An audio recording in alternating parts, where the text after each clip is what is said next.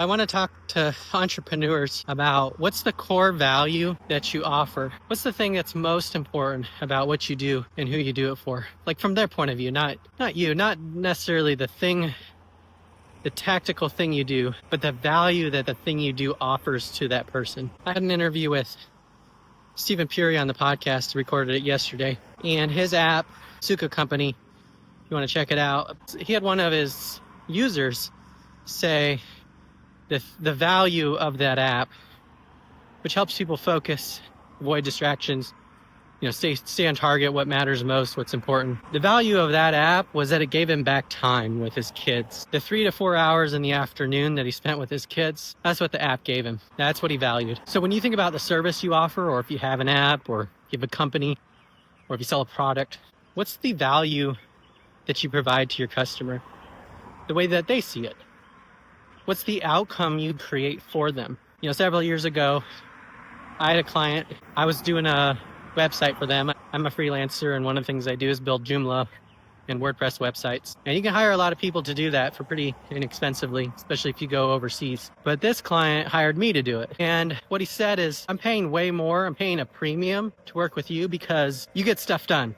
You make stuff happen. I know when I give it to you, you're reliable and you're going to get it done. And it's going to be high quality, and it's going to do what you say it's going to do. That's one of the points of value why people hire me. Why do they hire you? What are some of the reasons that they give? I work with a lot of entrepreneurs, a lot of business owners, companies, and I think of myself often as a co-founder or contract co-founder. You're hiring me as an entrepreneur to come inside your business and help you amplify what you're doing so it's more effective, drives more of the results you're looking for. Now, there's something about having an entrepreneurial mindset that's different than an employee mindset. An entrepreneur is someone who's solving problems and proactively moving things forward. Now, trust is a huge component of this because without trust, if you don't trust someone, then you can't give them the reins to make stuff happen. And so while I get stuff done, I also do things in a way I communicate explicitly as much as I can what I'm doing, what I've done, what I plan to do, and I build trust. Sometimes I make mistakes. I don't get everything perfect, but we move forward from those mistakes,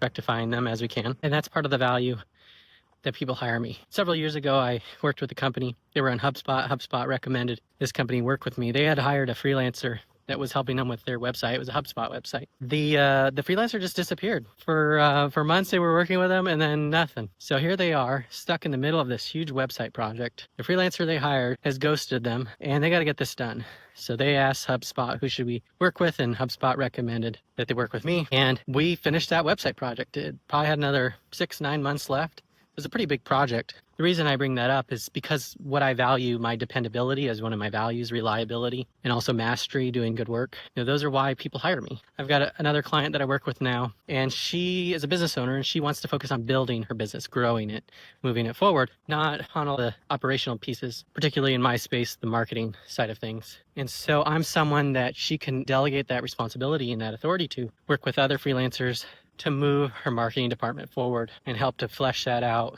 grow the team, build the systems, and ultimately make stuff happen so that her business grows. It's peace of mind. It's alleviating that stress that comes with marketing your business. A lot of this has to do with my own marketing journey. I had a business, a marketing agency for about 7 years, and I struggled with salespeople, with marketing, operations, project management, all of these things. As a freelancer, I wanted to become the person that I was looking for, the contractor, the vendor that I needed in my business. And I wanted to become that for other companies, other entrepreneurs. And that's been one of my secret ingredients for being successful as a freelancer. I became that which I saw as a business owner. Back to the original question, what's the value that you provide, your service, your app, your business, your product? When you ask your customers, what did they say?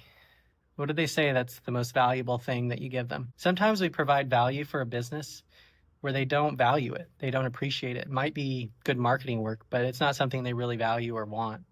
It might even help their company, but it's not something that they're looking for. The sweet spot is to figure out a win-win relationship where you're offering the value that they want and that they appreciate. And when you get that synergy, that sync between you and them, you figure out who's a good fit for you and who you're a good fit for them, that's a great opportunity. Looks like we have a little visitor here.